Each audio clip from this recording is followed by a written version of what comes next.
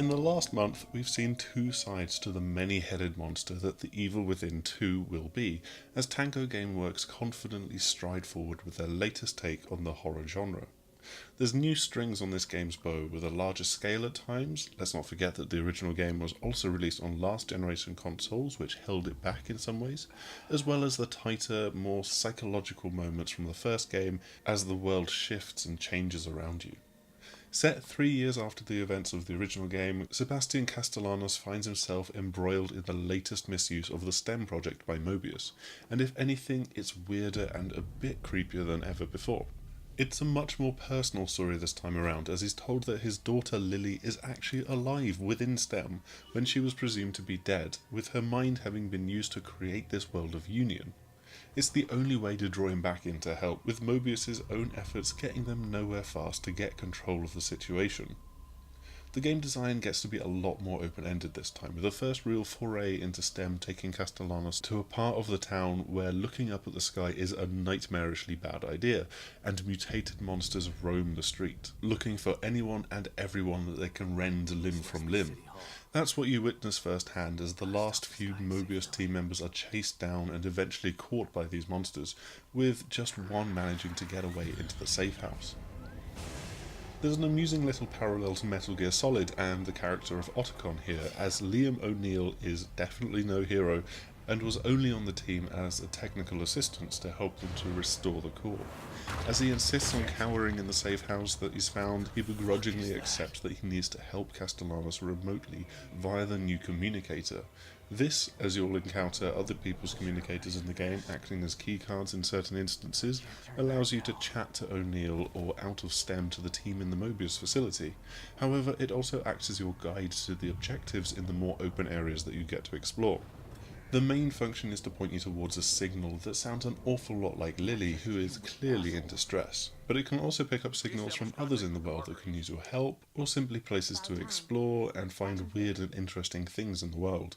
Tracking Lily's voice to a diner up on a hill, I was treated to a shadowy world, reliving her traumatic path through this area. Of course, while Lily is his main motivation here, he will reluctantly also help to defuse the mess that Mobius have found themselves in. Alongside these more open areas, there are also the more linear, more tightly scripted buildings and enclosed environments, filled with shocking or simply creepy imagery that shifts and changes around you. You're never quite sure what you'll see when you turn around to look behind you, that's for certain. What you're seeing in this video is from a few chapters into the game, opening with a fight against a maniacally laughing boss made out of seemingly random assortment of limbs, multiple heads, and buzzsaws. This is known as the Guardian, and she hounds you during an opening chapter when you have no choice but to simply run from one unexpected room from another. But even when you can fight back, as you can here, it's full of tension, trying to hide from her and then know when and how to strike to deal the most damage. You'll want to be fully equipped for this as well, making use of the safe room that you can retreat to via certain cracked mirrors to head to Castellanos' office, where you can then upgrade his abilities, or make use of a workbench for crafting new ammo.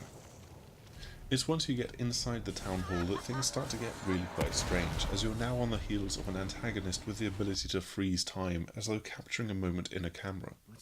There's one or two little photography-based puzzles here, and you're presented with one weird image after another elsewhere, and again, the game pulls off its trademark trick of constantly shifting the level around you.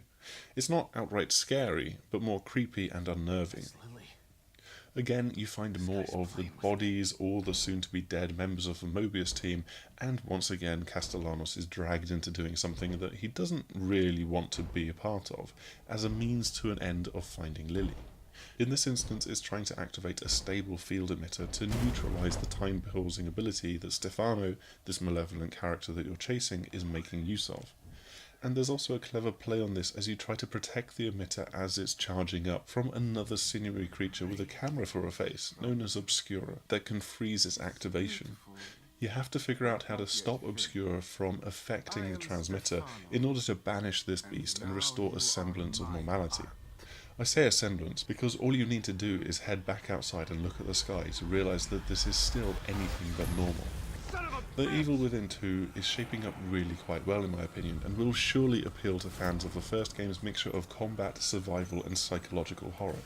It does push on from that first game with much larger areas to explore, very tentatively I must say, but beneath that you still have the things that worked best from the original game.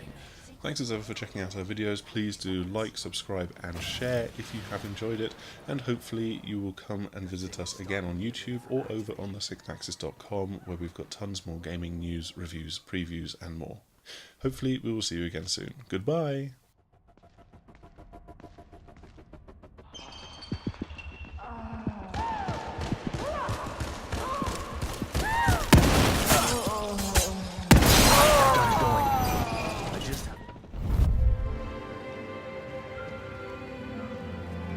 That's his MO. He's somewhere in here.